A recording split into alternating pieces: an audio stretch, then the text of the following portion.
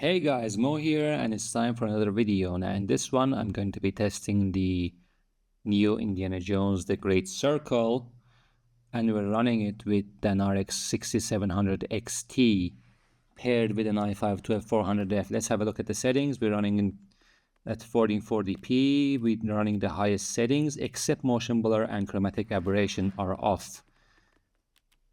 All right, let's see how this does in this game.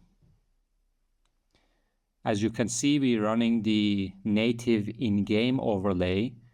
We have the system specifications on the top right. We're running 2560 by 1440.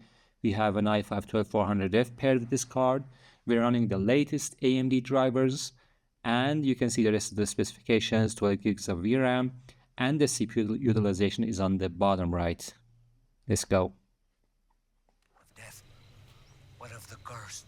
We're getting 50, mid-50s, up to 60. We're not really seeing above 16 frame rates.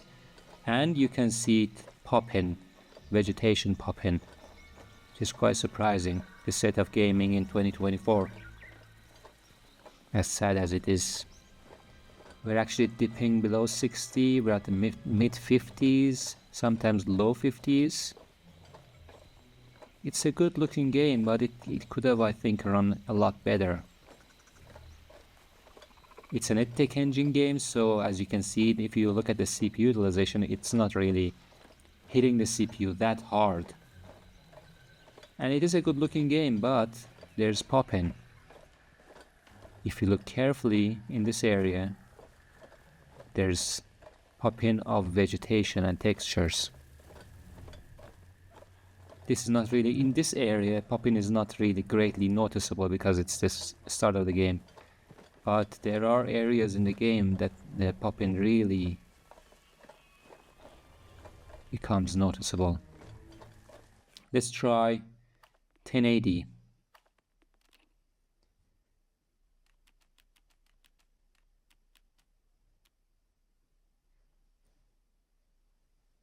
Actually, before that, let's try to see if we can adjust the settings a little bit, see if we can get better performance that way. In the previous video with the 6700 XT, we tested this latest update, the update 2.2 of Cyberpunk, and just by changing about 3 settings, we improved our performance dramatically. Let's see if we can do the same in this one. I'm trying to lower the settings to see if they actually produce a higher frame rate. If we drop the shadows all the way down to low, we get 2 additional frames. Deco rendering distance makes no difference. So does global illumination. We get 2 extra FPS. Reflection quality, let's try it next.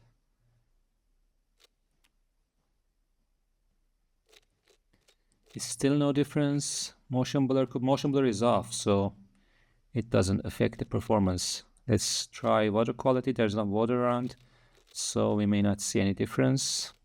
Okay. Volumetrics quality, no difference at all. Hair quality, no difference. Anisotropic filtering, none whatsoever. We're also running 16 gigs of system memory at 3600 mega transfers per second.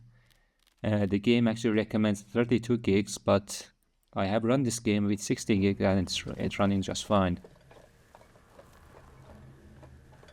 Oh, what's that sound?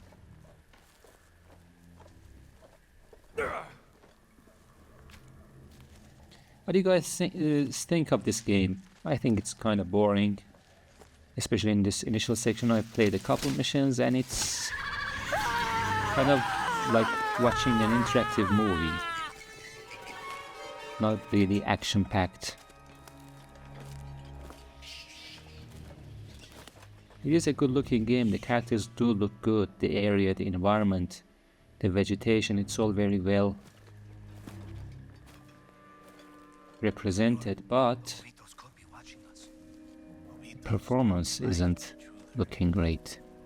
We're dipping sometimes below 50 with this card. Let's try 1080 this time.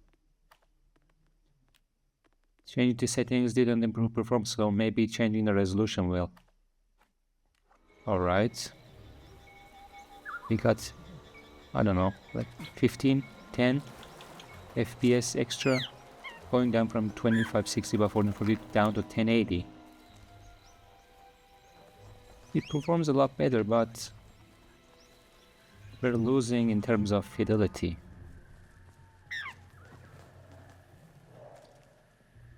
So I think we've seen enough from this game. That's all there is to it. Thanks for watching. I'll be back with a new video soon. And please, if you like this video, click like and subscribe to this channel. That would really motivate me to make better and better videos in the future. Thank you guys, and goodbye.